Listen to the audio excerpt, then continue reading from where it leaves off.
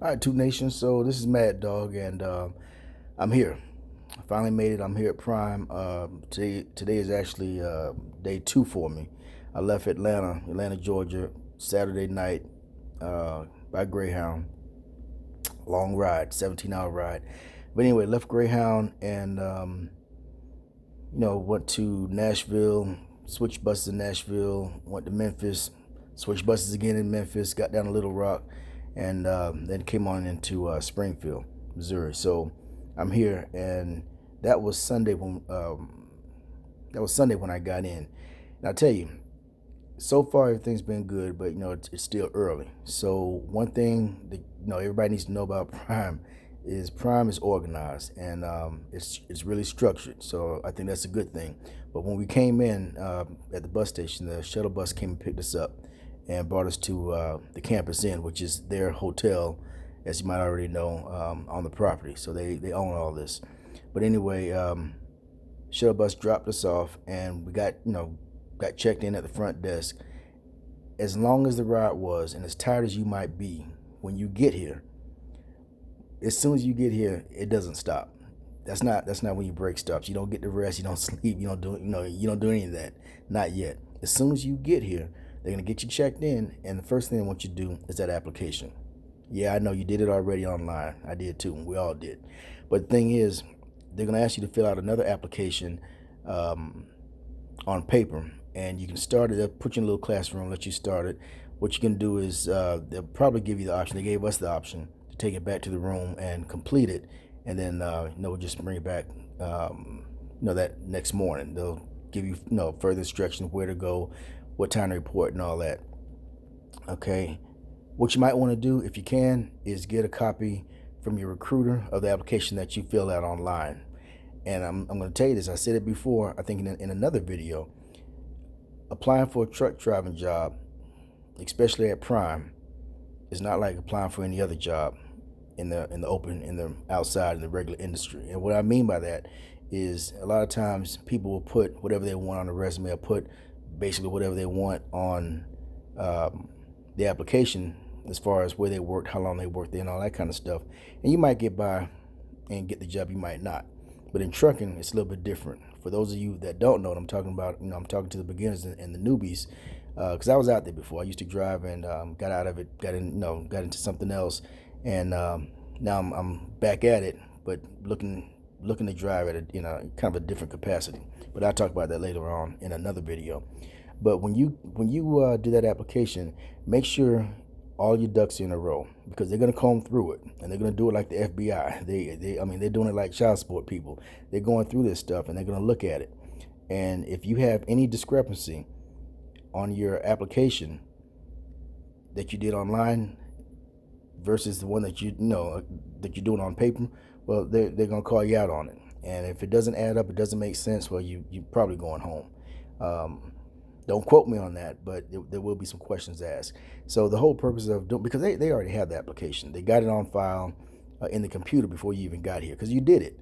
But what they want to see is any inconsistencies, and they want to know what explanations you have as a result of that. So make sure that everything is done. Get a copy of your application from your recruiter if you can, and just hang on to it. Put the exact same thing that you did the first time. So that was that part. Another big deal is when you get your schedule and they tell you to be in class at 7 o'clock or whatever. You probably read it on their website or heard it from other YouTube videos or whatever. If they say 7 o'clock, get there early. All right. Because if you get there late, they look at that like you're late for work. So your schedule is your manifest. And if you can't make it on time, then if you can't make it on time to class, they're looking at you like, well, you can't make it on time to the customer. And that's an issue. So set your clock and get up. When we first got here, they were saying at the front desk that they would give us a call, a 5:45 wake-up call, and help us out to get us up so we can get to class. Don't bank on that. Don't bank on that, because one, you're not a child. You're a grown ass adult, or at least you're supposed to be. If not, you need, you got to figure it out before you get here, because nobody's gonna hold your hand when you get here. All right. There was a girl in our class.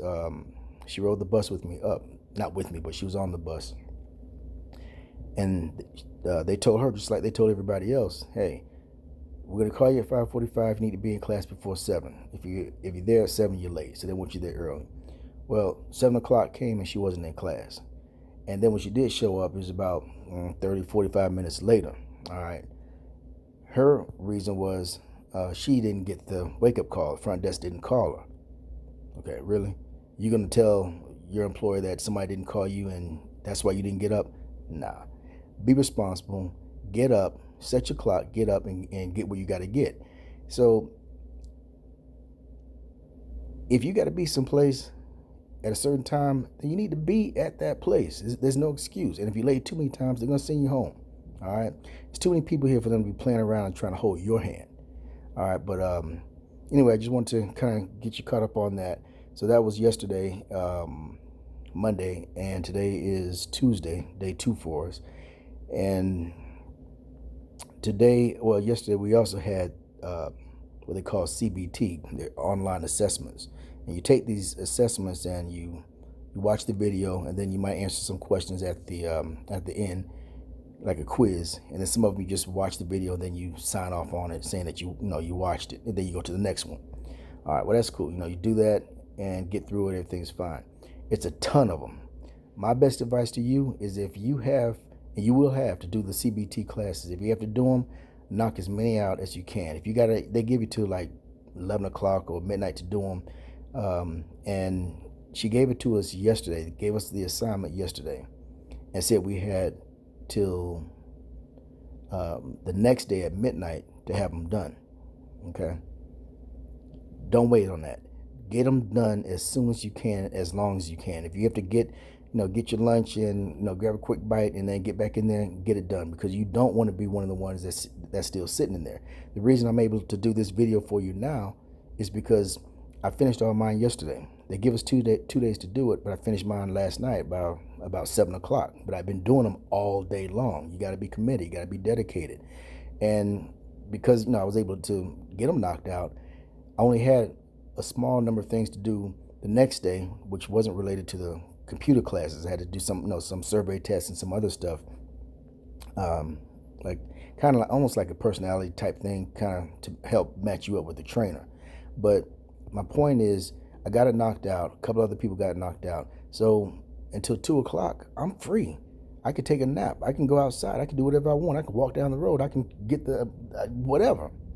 You see what I'm saying? So handle your business. You came down here to get something done. You came down here to get your CDL, or if you already have, you came to get that training so you get on the road. Whatever your agenda is, whatever your objective is, knock it out.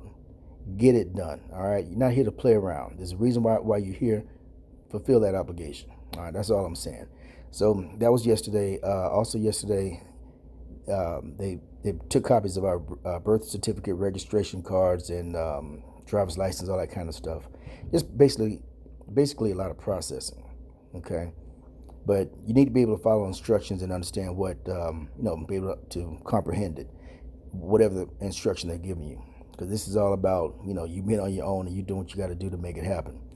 All right, so today I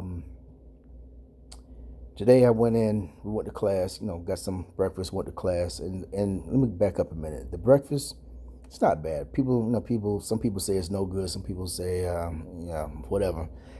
It's not home cooking, but it's a lot better than a lot of other places that give you free food. All right, so, take it for what it's worth. And your meal card, they give you a meal card, and you have breakfast, lunch, and dinner. You only have like 3 or 4 hours to get each one. So make sure if you get breakfast, you go between the breakfast hours. If you get lunch, you go between the lunch hours. Dinner, you go between the dinner hours.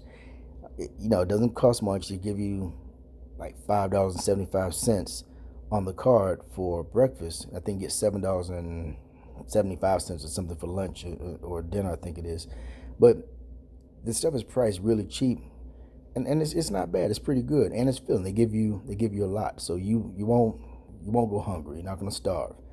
But budget your time. If you got a lot of computer classes to do, and you don't have a lot of time to do the assessments or the courses or whatever, go downstairs. Go to the cafeteria, the cafe, get your food, bring it to your room, put it in there in your refrigerator or whatever, and then go back to the lab and do your classes. Knock that stuff out, man. If you got a laptop, bring it, because you can do your work on the laptop. The only thing about that is I would suggest that you can bring your laptop, but you might want to go ahead and do it in the classroom. For other reasons, they'll explain that to you once you get here. But just to make sure that it's saved, and they have cameras in every room, all the classrooms and everything, so there's no question about whether or not you did the work or somebody else did, or you didn't take it or you didn't complete it. Everything's right there. So just something to think about. But that's it. So the rooms are not it's not the W, or it's not Embassy Suite or something, but it'll do. They're renovating a lot of the rooms. I think I ended up with one of the rooms that might not quite have been renovated yet. One of my partners out here was saying that they had a microwave, refrigerator, a little bit better furniture, and better beds. The beds in this room, quite honestly, they suck. I mean, it's no good. You lay in it. It's not comfortable to sit on, but it sleeps real good. It sleeps good, but it's a little flimsy.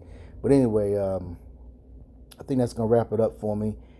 If you like this video, if you stuck with me this long, help me out. Hit the like button. Subscribe for more content. I'll have more coming to you, and I'll give you more updates. Got any questions, you can send them to me. Got a bunch of emails, but you can send, for now, until I change it, you can send it to rjharmon1@outlook.com. That's RJHARMON, the number 1, @outlook.com.